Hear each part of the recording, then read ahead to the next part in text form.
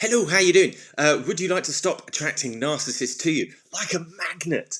And that's literally how, well, that's a metaphor of how it works. Literally, we attract them. And even if we say we're not looking out for them, we don't want them in our lives, we are still attracting them. But don't listen to me, and I'll tell you why. So we are all magnets. If you like that metaphor, we're all attracting people. But what are we attracting? Because we're doing that all the time. So what is it that's this? What power is it? What we're attracting in the magnet that we all have all the time? And I started noticing patterns in myself, in my own relationships, and in YouTube. I did my first YouTube video in 2009. So that's a long time ago. And it was all about emotional abuse because I started seeing patterns. And then over the period of time, until this present day, I've started to notice more and more about why we attract certain people and what we are giving up in order to create that magnet that attracts people. So the patterns I started seeing in my life. So if you look at self-esteem, and self-esteem is A, not real, B, a very complex thing. If we take people with low self-esteem, and you can roughly measure this stuff, or you can very meticulously measure this stuff, depending on what tool you use. I've got one that does it in a very rough way, but it starts a conversation, it's good, and you can get the link to it around here. It's really quick. But just to start the conversation about self-esteem, most people don't understand what self-esteem is and get it very confused with confidence. If you've got somebody with low self-esteem, relatively okay self-esteem, or healthy self-esteem, who do you think is more aware, more self-aware? It's going to be the people with healthy self-esteem. Who sees more opportunities for their lives and is able to act on it and take the opportunities in their life? It's going to be the people with more healthy self-esteem. And who has a broader and is able to build a broader perspective in their lives? It's going to be the people with healthier self-esteem. And for me, there's a really strong correlation between the drama triangle or victim triangle that I've talked about many times, but I can tell you more about, go into more detail if you want. Let me know in the comments. Between kind of the victim, where we get trapped in the victim triangle, where it's poor me, poor you, poor them, or blame, very much about blame and being stuck in this triangle. And the difference of that, of the empowerment triangle, where you're taking the lead, you're being responsible, and you're coaching and you're challenging, and it's a very different thing being in the empowerment triangle. And you can transition up there, but it takes growth. And for me, there's a really strong connection between these the self-esteem levels and where we get stuck in these triangles. So I'd love to tell you more. Let me know if you want to know more about this. But this is not relationship advice, okay? Please don't take relationship advice from me. I am 3 times divorced, okay?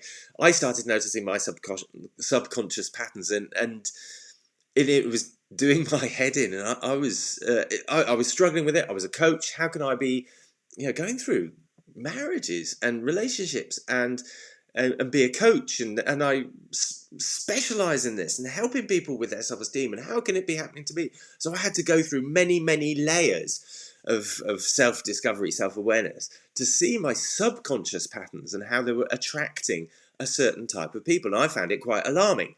That's what I want to share with you. Maybe you'd be quite alarmed if you started to see this, because we repeat, get this, we repeat the patterns we can't see.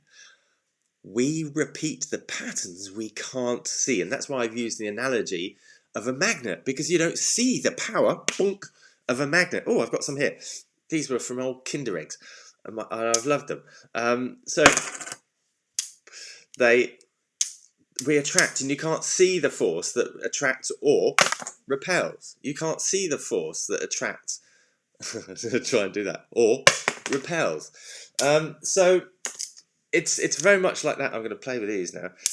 So we don't see the force. So let me say again, we repeat the patterns we can't see. It's all in our subconscious, and it's so key, so important. And I want to share that stuff and help you with that. We give away our control. It causes us frustration. It causes us resentment that builds up within us if we have low self-esteem. But we are in control of that, but we don't feel in control of that because we're in the drama triangle. And it causes, much confusion. It's a really confusing place to be. It's really confusing why that dynamic goes on, why this thing happens that attracts the wrong type of people or a certain type of people, and what goes on within us, why we give away our control, why we get frustrated, why we get resentment, why we don't feel that love connection, why it disappears, why it breaks down. It's really confusing, very stressful.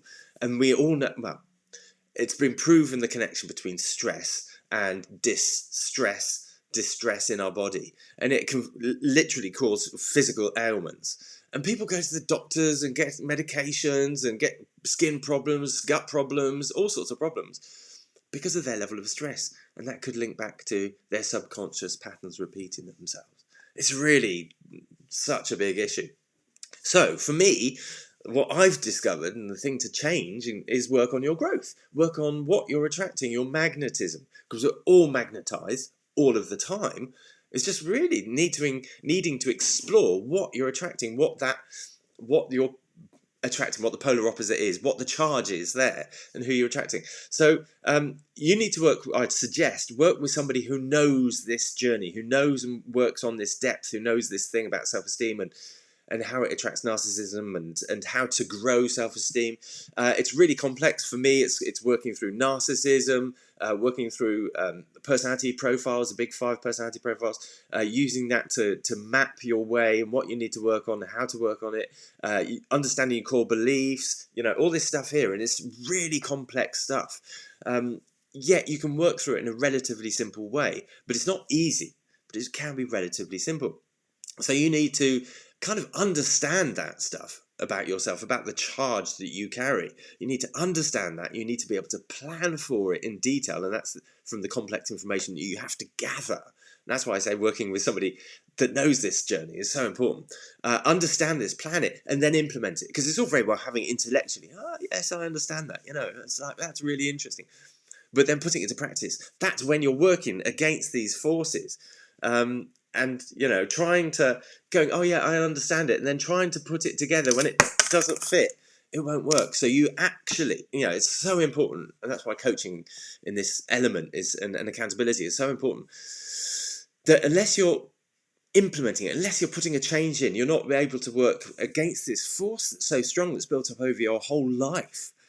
It's really key stuff. So, implementing on a daily basis, doing battle with your subconscious on a daily basis, having support for that is so important. So, if you don't change, I'll just put this in here because I thought it was interesting. If you don't change, if you have low self-esteem here and you don't change, what's the impact to that?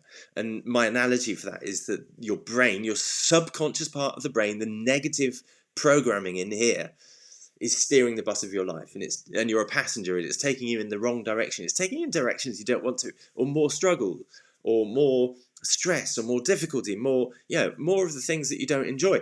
Maybe you're too agreeable, and we can find this out on the big 5 personality profile. Maybe you're too agreeable. Maybe you're too conscientious. Maybe you're not conscientious enough. Maybe you need to build more discipline. Maybe you're too neurotic. And that's just a title of the trait on the profile tool.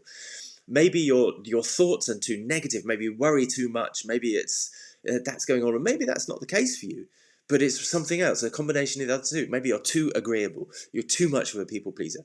But unless you address these issues, unless you address the low self-esteem, then the subconscious part of the brain will steer your life in the direction of that programming. And if it's low self-esteem, it's negative. And that's not a nice place to be. And of course, you're attracting abuse and narcissism. So where to go next?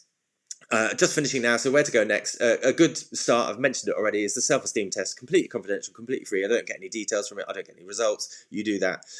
If you score 18 or more, you probably don't need me. It's probably, all right. If it's between 15 and 18, I say that's where you've probably done some work. You've probably developed, and you just need a little bit more just to lift yourself out of that kind of danger zone. If you've got 15 or less, then that's indicating this is for you and you're in that level of low self-esteem. If I go back, that level of low self-esteem, and I really encourage you to work on that.